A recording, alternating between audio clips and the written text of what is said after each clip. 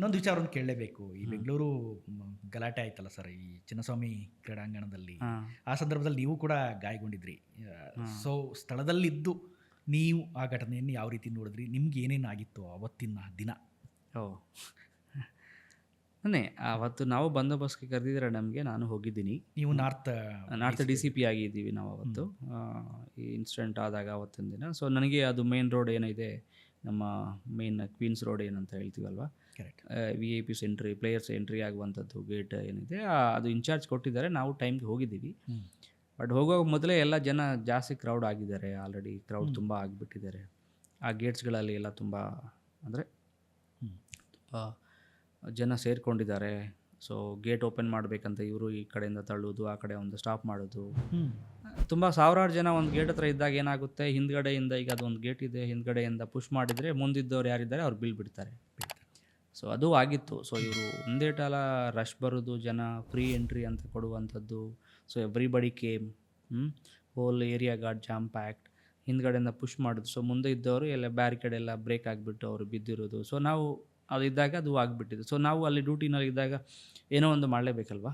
So at least ನಮ್ಮ ಕಣ್ಣೆದುರುಗಡೆ ಪ್ರಾಣಗಳು ಹೋಗ್ತಾ ಇದ್ದರೆ ನಾವು ಹಾಗೆ ನೋಡೋಕ್ಕಾಗಲ್ಲ, ಕಣ್ಣಾರೆ ನೋಡ್ತಾ ಆಗಲ್ಲ. ಸೊ ನಾವು ಸ್ವಲ್ಪ, ನಾನು ಆವಾಗ ರೀಚ್ ಆಗಿದ್ರೆ, ನಾನು ನನ್ನ ಗನ್ಮೆನ್ ಇದ್ದೀವಿ ಆ ಗೇಟ್ ಹತ್ರ. So immediately we ರಶ್ಟ್. ಅಂದರೆ ಸ್ವಲ್ಪ ಆ ಜನಗಳ ಮಧ್ಯೆಯಿಂದನೇ ಸ್ವಲ್ಪ ದಾರಿ ಮಾಡಿಕೊಂಡು ಒಳಗಡೆ ಹೋಗಿ ಆ ಗೇಟ್ನ ಸ್ವಲ್ಪ ಓಪನ್ ಮಾಡಿಸಿ ಅಲ್ಲಿ ಕಡೆ ಬಿದ್ದವರೆಲ್ಲರೂ ಒಂದು ಮೋರ್ ದನ್ 40-50 ಜನಗಳನ್ನೆಲ್ಲ ರಕ್ಷಣೆ ಮಾಡಿದ್ದೀವಿ. ಸೊ ಲಾಟ್ ಆಫ್ ಪೀಪಲ್ ಬಿದ್ದಿದ್ದಾರೆ. ಈ ಬ್ಯಾರಿಕೇಡ್ಸ್ ಎಲ್ಲ ಮುರಿದೋಗಿತ್ತು, ಅವ್ರ ಕೆಳಗಡೆ ಬಿದ್ದಿದ್ದಾರೆ, ಅವ್ರ ಮೇಲೆ ಜನ ನಿಲ್ತಿದ್ದರು ಅವತ್ತು. ಸೊ ಅಂಥದ್ದು ಒಂದು ಸಿಚುವೇಶನ್ ಇತ್ತು. So we tried hour level best. So ಅವತ್ತು ನಾವು ಇದ್ದೀವಿ ಅಲ್ಲಿಗೆ. ಸೊ ಏನೋ ಒಂದು ಮಾಡಬೇಕು. ಸೊ ಅವತ್ತಿನ ಸೊ ಡ್ಯೂರಿಂಗ್ ದಟ್ ನಮಗೆ ಈಗ ಸೊ ಈ ನಾವು ಒಳಗಡೆ ಗೇಟ್ ಹತ್ರ ಹೋಗ್ತಾ ಇದ್ದಾಗನೇ ತುಂಬ ನನ್ನ ಮೇಲೆ ಬಿದ್ದಿದ್ದಾರೆ ಜನಗಳು. ನನ್ನ ಮೇಲೆ ಬಿದ್ದುಬಿಟ್ಟಿದ್ದಾರೆ. ನನಗೆ ಗಾಯ ಆಯಿತು. ನನಗೆ ಸ್ವಲ್ಪ ಸೀರಿಯಸ್ ಆಗಿ ಏನೋ ಹಾರ್ಟ್ ರಿಲೇಟೆಡ್ ಇಶ್ಯೂನು ಬಂದುಬಿಟ್ಟಿತ್ತು ಸ್ವಲ್ಪ. ಆವಾಗ ಸೊ ಬಟ್ ಸರಿಯಾಯಿತು. ಬಟ್ ಸ್ವಲ್ಪ ತುಂಬ ನನ್ನ ಮೇಲೆ ಜನ ಬಿದ್ದಿದ್ದಾರೆ, ನನ್ನ ಗನ್ಮೆನ್ ಮೇಲೆ ಬಿದ್ದಿದ್ದಾರೆ. ಸೊ ನಾವು ಹೊರಗಡೆ ಬರುವಾಗ ಸ್ವಲ್ಪ ಇಶ್ಯೂ, ನಾವು ಮತ್ತೆ ಜನಗಳನ್ನು ಈ ಲಾಠಿ ಚಾರ್ಜ್ ಮಾಡಿ ಅವ್ರನ್ನ ಮತ್ತೆ ವಾಪಸ್ ಬಂದು ಮತ್ತೆ ಗೇಟ್ ಹತ್ರ ಹೋಗಿ ಅವ್ರನ್ನ ಪಿಕಪ್ ಮಾಡಿ ಅವ್ರಿಗೆ ಏನೇನು ಬೇಕು ಸ್ವಲ್ಪ CPR ಮಾಡುವಂಥದ್ದು, ನೀರು ಕೊಡುವಂಥದ್ದು, ಮತ್ತು ಕೆಲವ್ರನ್ನ ಹಾಸ್ಪಿಟಲ್ಗೆ ಶಿಫ್ಟ್ ಮಾಡುವಂಥದ್ದು ಆಗಿದೆ ಕಾರ್ಯಕ್ರಮ. ಸೊ ಆಮೇಲೆ ಬೇರೆ ಗೇಟ್ ಓಪನ್ ಮಾಡಿಸಿ ಜನಗಳೆಲ್ಲ ಕ್ಯೂ ಅಲ್ಲಿ ಹಾಕಿ ಮಾಡುವಂಥದ್ದು ಆಗಿದೆ. ಸೊ ಎಲ್ಲ ವೀಡಿಯೋಸ್ ನೋಡಿರ್ತೀರಿ ನೀವು. Correct. So but we try to do. ಸರಿ, ಈಗ ಜನರನ್ನು ರಕ್ಷಣೆ ಮಾಡಬೇಕು ಅನ್ನೋದು ನಮ್ಮ ಅಂತಿಮತೆಯ ಉದ್ದೇಶ. ಸೊ ನಾವೇನೇ ಬಿದ್ದಾಗ ಅಂದರೆ ನಮ್ಮ ಜೀವ ಉಳಿಯೋದು ಕೂಡ ಅಷ್ಟೇ ಮುಖ್ಯ. ಆ ಸಂದರ್ಭ ಅಂದರೆ ನಿಮ್ಮ ಸುಮಾರಷ್ಟು ಜನ ಪೊಲೀಸರಿಗೂ ಏಟಾಗಿತ್ತು. ಮೇಜರಾಗಿ ನಿಮಗೆ ಭುಜಕ್ಕೆ ಪ್ರಾಬ್ಲಮ್ ಆಗಿತ್ತು ಅವತ್ತು. ಹಾರ್ಟ್ ಚೆಸ್ಟ್ ಸ್ವಲ್ಪ ಆಯಿತು. ಅಂದರೆ ತಳ್ಳಾಗಿದೆ. ಆಗಿದೆ, ಚಿಕ್ಕ ಪುಟ್ಟ ಗಾಯಗಳು ಆಗಿದೆ, ಕಾಲಿಗೆ ಕೈಗೆ ಎಲ್ಲ ಆಗಿದೆ. But okay, but we have to do something ನಾ. ಅವ್ರು ಅಟ್ಲೀಸ್ಟ್ ಅಂದರೆ ನಮ್ಮ ಕಣ್ಣ ಎದುರುಗಡೆ ನಾವು ನಮ್ಮ ಇನ್ಯಾಕ್ಷನಿಂದ ಒಂದು ಪ್ರಾಣ ಹೋಗ್ತಾ ಇದ್ರು ಅಂದರೆ ಅದು ನನಗೆ ಶಾಪ. ಹೌದು, ಅದನ್ನು ನೋಡೋಕ್ಕಾಗಲ್ಲ. ಅದು ಲೈಫ್ ಲಾಂಗ್ ಪನಿಷ್ಮೆಂಟ್. ಖಂಡಿತ. ನಾವು ತಪ್ಪಿಸ್ಕೊಂಡಿದ್ದೀವಿ. ನಮ್ಮಿಂದ ಒಬ್ಬರು ಅವತ್ತು ಇದು ಆಗಿದೆ, ಯಾರನ್ನ ಉಳಿಸ್ಬೇಕಿತ್ತು. ನಾವು ಸ್ವಲ್ಪ ಏನಾದರೂ ಮಾಡಿದರೆ ಕೆಲವ್ರದ್ದು ಪ್ರಾಣ ಉಳಿಲಿಕ್ಕೆ ಸಾಧ್ಯತೆ ಇತ್ತು ಅಂತ ಇದ್ದಾಗ ನಾವು ಮಾಡಬೇಕು. ಅದು basic duty of police officer. ಅಂತಿಮವಾಗಿ ಈಗ ಸೈಬರ್ ಕ್ರೈಮ್ ವಿಭಾಗದಲ್ಲಿ ನೀವು ಬಂದ ಮೇಲೆ ಒಂದಿಷ್ಟು ಸುಧಾರಣೆ ಆಗಿದೆ, ಒಂದಿಷ್ಟು ಬದಲಾವಣೆ ಆಗಿದೆ, ಇದೆಲ್ಲ ಕೇಳ್ಪಡ್ತಾ ಇದ್ದೆ. ಸುಮಾರು ಜನ ಮಾತಾಡ್ತಾ ಇದ್ರು ಅದನ್ನು. ಸೊ ಈ ಪ್ರಕರಣಗಳ ವಿಚಾರದಲ್ಲಿ ನೋಡೋದಾದರೆ ಈ ಕನ್ವಿಕ್ಷನ್ ಅಥವಾ ಅವ್ರನ್ನ ಹಿಡಿಯುವಂಥ ಇದುಗಳು ಎಷ್ಟು % ಅನಿಸುತ್ತೆ ಸರ್ ನಿಮಗೆ? ಇದನ್ನು ಎಷ್ಟು ಅಂದರೆ ಕಂಪ್ಲೀಟ್ ಒಂದು ಕೇಸ್ನ ಏನೋ ಈಗ ಚಿಕ್ಕ ಪುಟ್ಟ ಕೆಲವು ಕೇಸಸ್ ಆಗಿದೆ, ಬ್ಯಾಂಗ್ಳೂರ್ ಬೇಸ್ಡು, ಇಂಡಿಯಾ ಬೇಸ್ಡ್ ಕೆಲವರು ಫ್ರಾಡ್ಸ್ಟರ್ಸ್ ಇದ್ದರೆ ಅವ್ರನ್ನ ಹಿಡಿತಾ ಇದ್ದೀವಿ. We are arresting them. ಈಗೇನು ತುಂಬ ಅರೆಸ್ಟ್ ಆಗ್ತಾ ಇದ್ದಾರೆ ಜನಗಳು. ನಾವೆಲ್ಲ ಆಗ್ತಾ ಇದೆ. ಆ್ಯಂಡ್ ಎಲ್ಲ ಸೈಬರ್ ಪೊಲೀಸ್ ಸ್ಟೇಷನ್ಸು ಚೆನ್ನಾಗಿ ಕೆಲಸ ಮಾಡ್ತಾ ಇದ್ದಾರೆ, ಅರೆಸ್ಟ್ ಮಾಡ್ತಾ ಇದ್ದೀವಿ ಇಂಡಿಯಾದಲ್ಲಿ ಇದ್ದವ್ರನ್ನ. ಬಟ್ ಈ ಜನಗಳು ಬೇರೆ ದೇಶದಲ್ಲಿ ಕೂತ್ಕೊಂಡು ನಮಗೆ ಫ್ರಾಡ್ ಮಾಡುವಂಥದ್ದು ಏನಿದೆ ಅವನ್ನ ಅಲ್ಲಿಂದ ಕರ್ಕೊಂಡು ಬರೋದು ತುಂಬ ಕಷ್ಟ. ಬೇರೆ ದೇಶ that's a very big procedure, ತುಂಬ ದೊಡ್ಡ ಪ್ರೊಸೀಜರು. ಎಲ್ಲ ಹೈ ಲೆವೆಲಲ್ಲಿ ಕಂಟ್ರೀಸ್ಗಳಲ್ಲಿ ಮಧ್ಯದಲ್ಲಿ ಮಾತುಕತೆ ಆಗಬೇಕು. ಅದು ಏನಿದೆ ನಮಗೆ ಎಲ್ಲ ದೇಶ ಪ್ರೊಸೀಜರ್ ದೇಶಗಳ ನಡುವೆ ಮಾತುಕತೆ ಅವ್ರು ಹ್ಯಾಂಡ್ ಓವರ್ ಮಾಡೋದು, ನಾವು ಇಲ್ಲಿ ಅವ್ರದ್ದು ಅಫೆನ್ಸ್ ಆಗಿದೆ ಅಂತ ಪ್ರೂವ್ ಮಾಡೋದು ಅಂತ ಅದು ದೊಡ್ಡ ವಿಚಾರ. ಸೊ ಅದಕ್ಕಿದೆ, ಎಲ್ಲ ಇದೆ ನಮಗೆ. ಇಂಟರ್ಪೋಲ್ ಇಂಡಿಯಾದಲ್ಲಿ CBI ಮತ್ತು ಅಲ್ಲಿಂದ ಇಂಟರ್ಪೋಲ್ ಎಲ್ಲ ಕೋಆರ್ಡಿನೇಷನ್ಸ್ ಆಗ್ತಾ ಇರುತ್ತೆ. But it's like time taking process. ಹೌದು.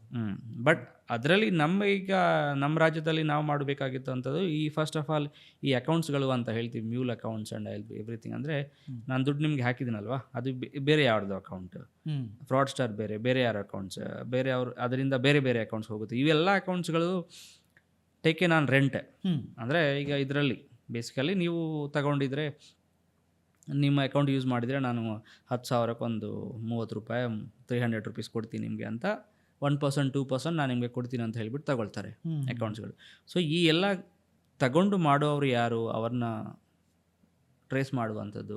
ಸೊ ಅವ್ರನ್ನೇ ಅರೆಸ್ಟ್ ಮಾಡ್ತಾ ಇದ್ದೀವಿ ಈಗ ಇತ್ತೀಚೆಗೆ. ಆ್ಯಕ್ಚುಲಿ ಬೇರೆ ಕಂಟ್ರೀಸ್, ನಮ್ಮ ಕಂಟ್ರಿನಲ್ಲಿ ಬೇರೆ ರಾಜ್ಯಕ್ಕಂದರೆ ನಾವು ನಮ್ಮಲ್ಲೇ ತುಂಬ ಮಾಡಿದ್ದೀವಿ ನಾವು ಈಗಾಗಲೇ. ಬೇರೆ ಬೇರೆ ರಾಜ್ಯಗಳು, ಬೇರೆ ಬೇರೆ ರಾಜ್ಯಗಳಲ್ಲಿ ಅವರು ಈಗ ಮಾಡ್ತಾ ಇದ್ದಾರೆ. ನಾವು ಲಾಸ್ಟ್ 2-3 ಇಯರ್ಸಿಂದ ಮಾಡ್ತಾನೆ ಇದ್ದೀವಿ.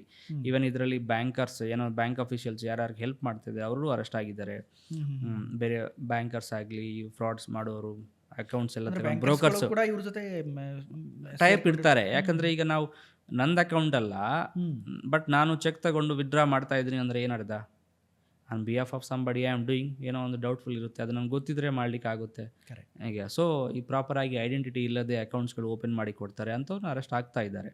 ಒಂದು ಈಗ ಇತ್ತೀಚೆಗೆ ನಾವು ಒಂದು ಇನ್ವೆಸ್ಟಿಗೇಷನ್ ಸೈಡ್ ಮಾಡೋದು, ಇನ್ನೊಂದು ಈಗ ಟ್ರೈನಿಂಗ್ ನಮ್ಮ ಪೊಲೀಸ್ ಅವ್ರಿಗೇನೋ ಒಂದು ರೀತಿಯಲ್ಲಿ ಸೈಬರ್ ಟೆಕ್ನಾಲಜಿನಲ್ಲಿ, ಸೈಬರ್ ಕ್ರೈಮ್ಸ್ ಇನ್ವೆಸ್ಟಿಗೇಷನಲ್ಲಿ ಜಾಸ್ತಿ ಟ್ರೈನಿಂಗ್ ಕೊಡುವಂಥದ್ದು ಪ್ರಯತ್ನ ನಡ್ತಾ ಇದೆ. ಇದು ಯಾವಾಗ ನಮ್ಮ ಇದು CIDನಲ್ಲಿ ಸೈಬರ್ ಕ್ರೈಮ್ ಡಿವಿಷನಲ್ ಸೆಂಟರ್ ಪೊಲೀಸರ ಜ್ಞಾನವನ್ನು ಅದು ನಡೀತಾ ಇದೆ continuously. So these are the things continuously ಆಗ್ತಾ ಇದೆ. ಸೊ ಇತ್ತೀಚೆಗೆ ಮೇಜರ್ 1-2 ಪ್ರಕರಣಗಳನ್ನು ಗಮನಿಸಿದೆ ನಾನು.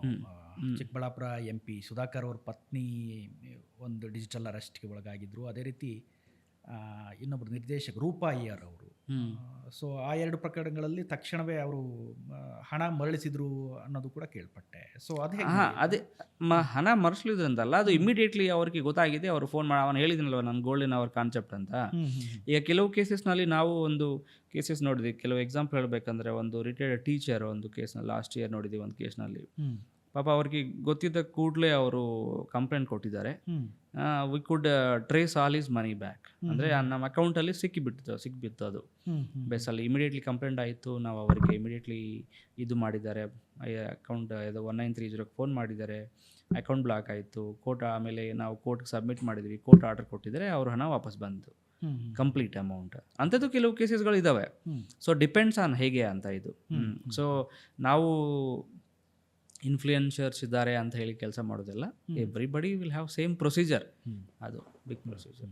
ಸೊ ಆಗಿದೆ. ಸೊ ಫೈನಲ್ ಆಗಿ ಈಗ ಆಫೀಸರ್ ವಿಚಾರಕ್ಕೆ ಬರೋದಾದ್ರೆ, ಪೊಲೀಸ್ ಆಫೀಸರ್ ಯಾರಾದರೂ ಈ ರೀತಿ ಡಿಜಿಟಲ್ ಅರೆಸ್ಟ್ಗೆ ಒಳಗಾಗಿದ್ದ ಮೇಜರ್ ಪ್ರಕರಣಗಳಿದೆಯಾ? ಇಲ್ಲ ಇಲ್ಲ ಇಲ್ಲ ಅದು ಅಟ್ಲೀಸ್ಟ್ ನಮ್ಮ ಪೊಲೀಸ್ ಅವ್ರಿಗೆಲ್ಲ ಗೊತ್ತಿದೆ ಅಂತ ಇದೆ ಎಲ್ಲರಿಗೂ. ನಾವು ಎಷ್ಟೆಲ್ಲ ಅವರೇ ಹೋಗಿ ಹೊರಗಡೆ ಹೇಳ್ತಾ ಇದ್ದಾರೆ. ಸೊ ಅವ್ರಿಗೆ ಅವರು ಆಗಿರುವಂಥದ್ದು ಘಟನೆಗಳು ಯಾವುದೂ ಇಲ್ಲ, ಅಂಥದ್ದು ಏನಿಲ್ಲ. ಸೊ ನೀವು ರೀಸೆಂಟಾಗಿ ಈಗ ಇತ್ತೀಚೆಗೆ ನೋಡಿದ ಪ್ರಕರಣಗಳಲ್ಲಿ ಅತಿ ಇಂಟ್ರೆಸ್ಟಿಂಗ್ ಅನಿಸಿದ್ದು ಯಾವುದಾದ್ರೂ ಇದೆಯಾ ಆ ರೀತಿ?